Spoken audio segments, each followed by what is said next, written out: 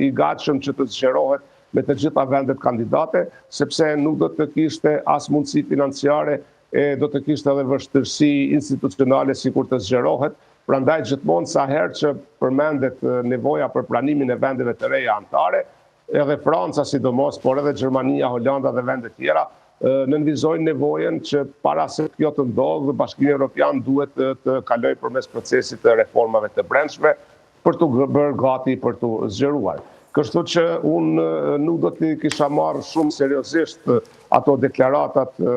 tepër optimiste për një zgjerim të shpejtë të Bashkimit Evropian, sepse po e shohim se në kohën kur flitet aq shumë për nevojën e zgjerimit të BE-s, me përjashtim të Malit të Zi e deri diku Shqipërisë, asnjë vend tjetër në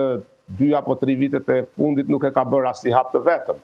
Tash nëse Islanda e pasur vendos prapë që të antarësohet në Bashkimin Evropian, duke pasur parasysh se është më e pasur se sa shumica e madhe e vendeve të BE-s dhe se është pak a shumë e integruar përmes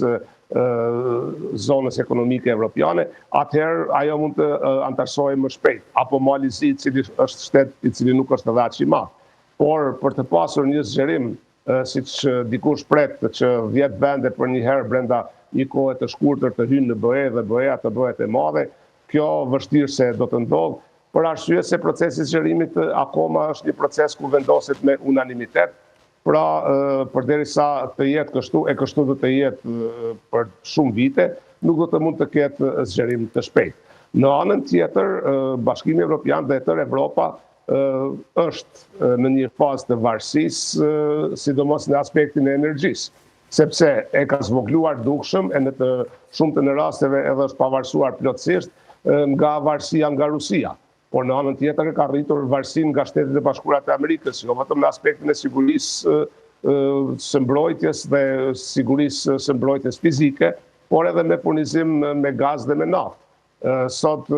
Shtetet e Bashkuara të Amerikës janë eksportuesi më i madh i gazit në vendet e Bashkimit Evropian dhe kjo vetëm sa po rritet. E në kohën e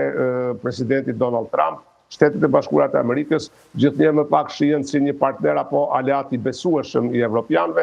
për arsye të deklaratave të shpeshta dhe vendimeve po ashtu, kështu që sot me përjashtim të shqiptarëve në Kosovë dhe Shqipëri deri diku të polakëve, shumica e popujve të Evropës nuk e shohin më Amerikën si aleate të tyre, bile më shumë kanë besim tek Kina se sa të Shtetet e Bashkuara të Amerikës, që dëshmon se sa shumë janë prishur raportet apo është humbur besimi në relacionet euroatlantike. Procesi i zgjerimit është gjithmonë procesi kombinuar që varet së pari nga vullneti politik, e kur të tejkalohen pengesat politike, atëherë është vërtet i bazuar në merita. Kjo nuk vlen për Kosovën, sepse Kosova ka pengesa politike. Pa i tejkaluar ato pengesa, ne mund të bëhem shteti më i mirë, më funksional në botë dhe nuk mund të lëvizim fare. Dhe Kosova nuk njihet nga 5 vendet e Bashkimit Evropian dhe kjo ka qenë arsye kryesore pse deri më tash as nuk është shqyrtuar kërkesa e Kosovës për antarësim në Bashkimin Evropian. Në anën tjetër, Ukraina është në luftë dhe kur janë bërë vlerësimet se sa i përmbush Ukraina kriteret për të bërë vend kandidat së pari, natyrisht se nuk janë marrë parasysh kriteret sikur që ishin marrë parasysh për vendet që kanë dorëzuar aplikacionin në kushte normale. Në kushte normale, Ukraina nuk do të ishte fare kandidat e nuk do të kishte fare gjasa që të bëhej antar së shpejti. Por Ukraina ka dëshmuar një gjë, posa asaj që ka dëshmuar se është e gatshme të mbrojë vendin dhe vlerat evropiane, ka dëshmuar që edhe në kohën e luftës është e gatshme që të kryej reforma, të miratoj ligje, të luftoj korrupsionin dhe krimin e organizuar. Dhe prandaj askush nuk ka mundur t'i thotë Ukrainës jo. Fakti se Hungaria ka qenë vetmja e cila e ka bllokuar hapjen e kapitujve për Ukrainën, dëshmon se ka pasur shtete tjera të cilat janë fshehur prapa Hungarisë. E tash nëse do të hiqet bllokada hungareze do të shihet se edhe pa bllokadë Ukraina nuk do të mund të lëvizë shumë shpejt. Ka pasur ide për të ashtu quajturin proces të zgjerimit të anasjellt, pra që së pari Ukraina të bëhet vend antar e pastaj të përmbush kushtet, por kjo ide nuk është pranuar prandaj edhe vazhdohet me metodologjinë që është në fuqi deri tash, e që do të thotë se një vend duhet së pari të përmbush kriteret e pastaj mund të bëhet vend antar. Vendet e Ballkanit Perëndimor kanë mundur të përfitojnë nga kjo situatë, për fat të keq ka përfituar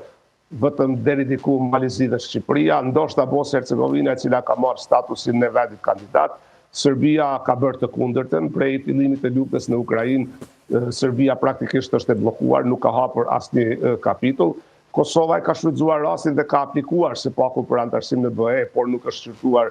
aplikimi i saj. Por tash ekziston një mundësi tjetër që Ukraina të bëhet pengesë e procesit të zgjerimit, sepse nëse dikush merr parasysh gatishmërinë e Bashkimit Evropian për të pranuar vende të reja anëtare, atëherë Ballkani Perëndimor nuk do të ishte ndonjë problem për t'u absorbuar në BE, sepse nuk është aq i madh. Të gjitha vendet e Ballkanit Perëndimor së bashku janë 2 herë më të vogla se vetëm Ukraina.